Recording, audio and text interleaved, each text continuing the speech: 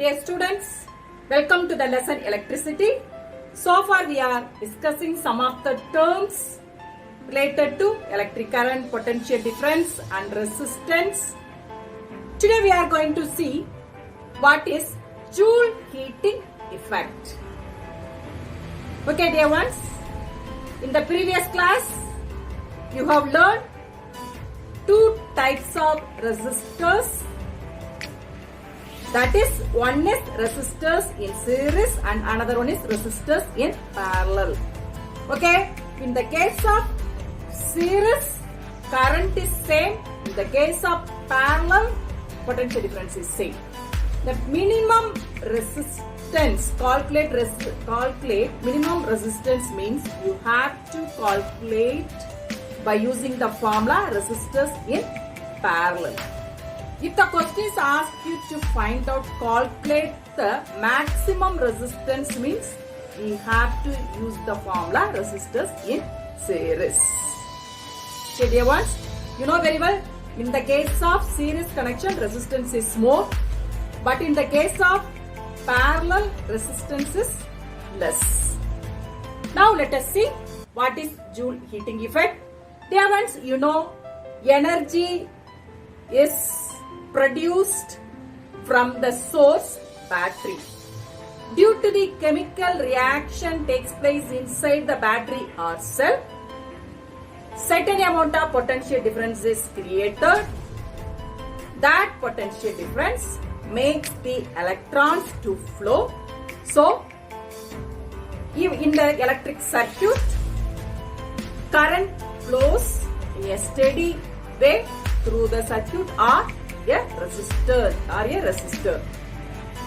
Okay dear ones, when the source applied certain amount of energy, some energy is used up, but some of the energy is getting dissipated in the form of heat.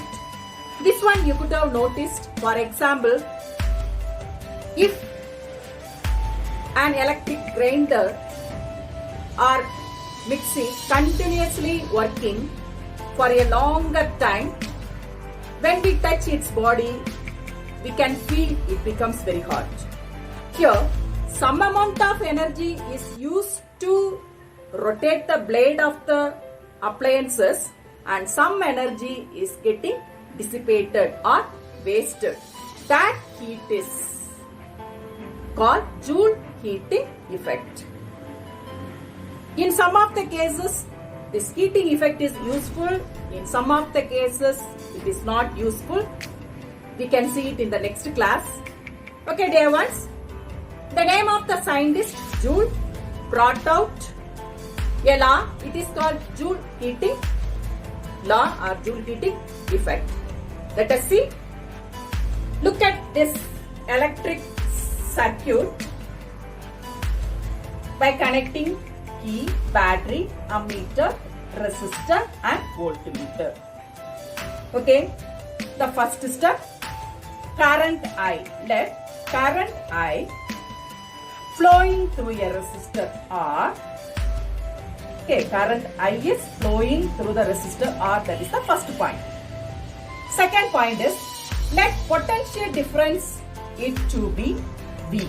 The potential difference is created in the battery, so that is V.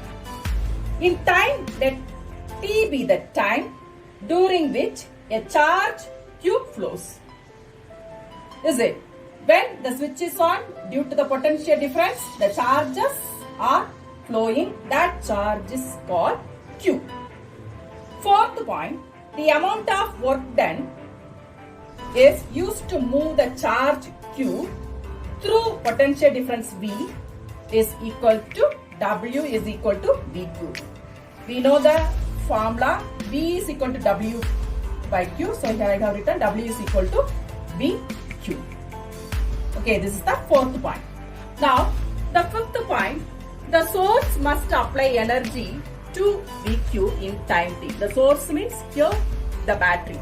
It is applying certain amount of energy to the circuit in time T. Okay, so the power, since the source is applying certain amount of energy. So the power input to the circuit. So certain amount of power is passing to the circuit by the source. So power is, we know that is P. It is equal to VQ by T. Now from this formula, P is equal to VQ by T. Okay, Q by T is I, you know, is it? I is equal to Q by T. So I can write P is equal to VI also. Okay, now for current I, the amount of heat is produced in time. As we discussed earlier, certain amount of heat is getting, otherwise certain amount of energy is getting dissipated in the form of heat. So heat produced in time, the amount of heat produced in time T is equal to VI in T.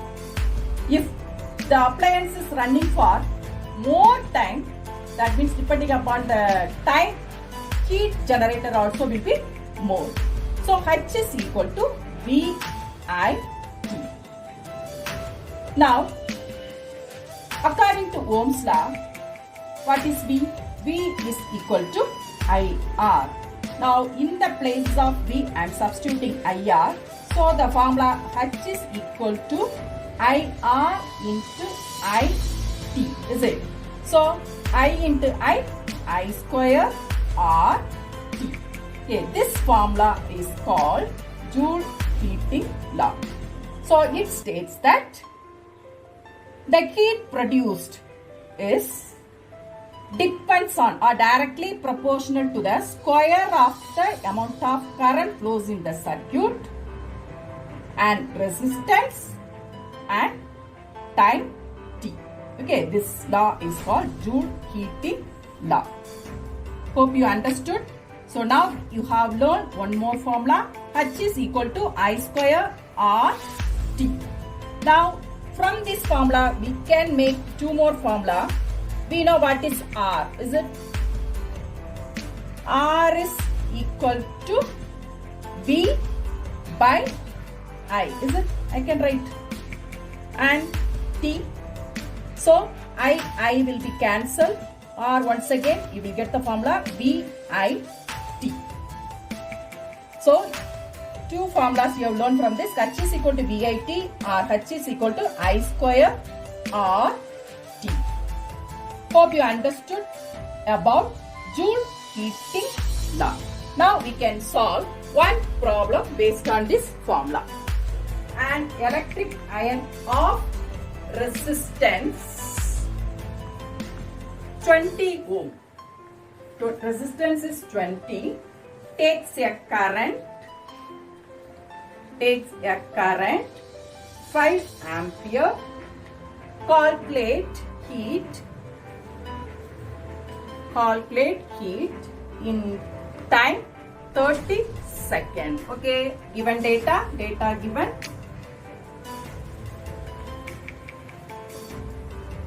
Ohm. So R is given 20 ohm. Then current I is equal to 5 ampere.